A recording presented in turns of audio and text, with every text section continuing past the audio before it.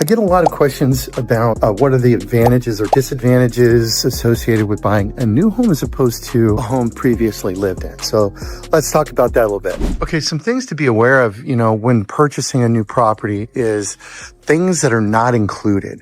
Now, this property, they have included the front lawn and in-ground irrigation, so that's nice. Now, they have added this one gutter here. But honestly, you're going to need gutter on this entire front part of the house. And the reason why mainly is right over the garage here, it's going to drip and it's going to create ice right here on the driveway. So that's something, not a big deal, but you're going to need to spend $2,000-$3,000 on gutter. And really you should just do the whole house. If you notice next door there, they did it right over their garage. See, so there you go. Another little thing here is on this property, the property line is, right here somewhere, but you're going to have to do the fencing. A lot of times the builders will include a fence, but sometimes they don't.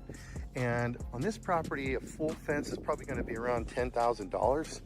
So it's something that you need to just be aware of going into the project. You're going to have to do the fence. Okay, so that's an additional expense, not to mention the in-ground irrigation for whatever landscaping you do, like the lawn. I recently spent $14,000 on doing the landscaping on a home that I purchased in Idaho, a similar kind of a size property. And that was just the land. Some builders might have already included these things, but in this case, they're not included. So I'm just gonna point out. On the inside of the house here, I want to point out there are no window coverings. So you're going to need to put window coverings in the house. And this particular house is around 2,400 square feet. And I would imagine that you could, sky's the limit, but you're going to spend $3,000 to $5,000 on window coverings if you put shades on every window in this house, or they could be more too. Window coverings are expensive. In the kitchen, there's no refrigerator, so appliances are not included in this property.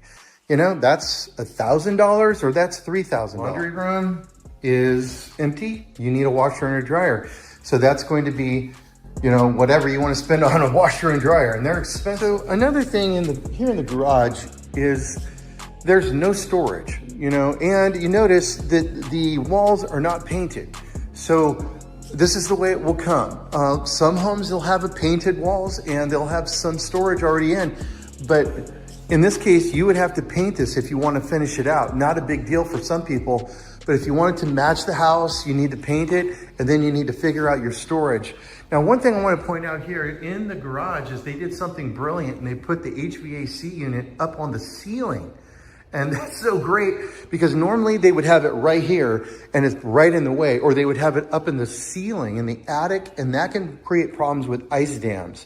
So really nice to see. Now, one other thing in the garage is there's no insulation in this garage door, okay? Now, and if you live in a cold area, you're going to need an insulated garage door. It's a big deal, can make a huge difference on keeping your garage thawed out in the winter time. And you might even actually consider adding another little heater for your garage to help your car defrost in the winters, at least in Central Oregon. That's something that a lot of people do. So one other thing I want to mention here in the garage is there's going to be a post here, a safety post. So you won't, they don't want you to run into the hot water heater. So this is actually kind of a small hot water heater for a home with 4 bedrooms, but whatever. And if you're in California, you might be saying, hey, there's no tie downs, for the earthquakes. Well, we don't do that here. There's no earthquakes here. So no big deal. But there is going to be a safety post there, and that's going to affect how you can bring your car in. Now, this is a 2-car garage. Let's be honest, it's a 1-car garage if you have any shelving in here. And you're not going to pull a full-size truck into this garage. I would say you've got about 20 feet, maybe 19 feet in this garage. So you're not going to get your full-size truck into your garage. That's more of a California thing. People don't pull their full-size trucks into their garages in Central Oregon, especially in the wintertime, because they're full of snow and ice, and it would just flood the whole driveway or garage floor.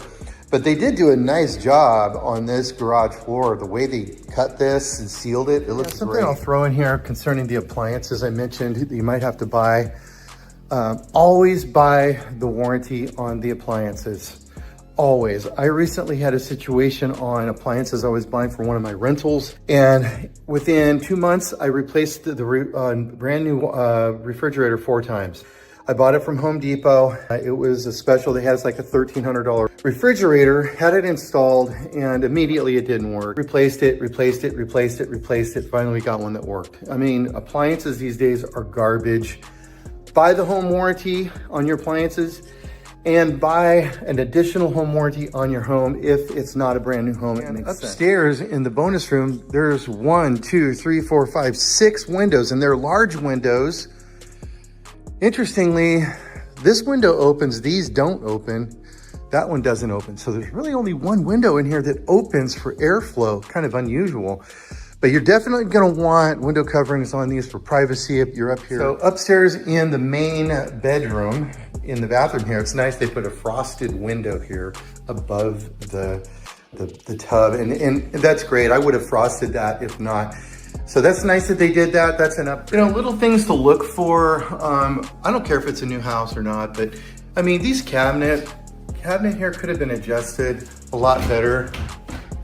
Okay, we got some issues going on here, and this needs to be adjusted, and they need to come in and do that so you get these reveals right, like more like that. So quick recap on stuff to be thinking about: your appliances, your window covering, your fencing, your landscaping, including your in-ground irrigation, are all things that you could negotiate with. If you're buying a new home, often builders are not going to want to drop the price of their property because it affects the comps on all their other sales, but they will negotiate with the extra things like what we've been talking about. So I hope that this video was helpful. If it was, like, share, and follow. I'd love to connect with you if you're thinking about coming into Central Oregon. Love to discuss your plans for relocation.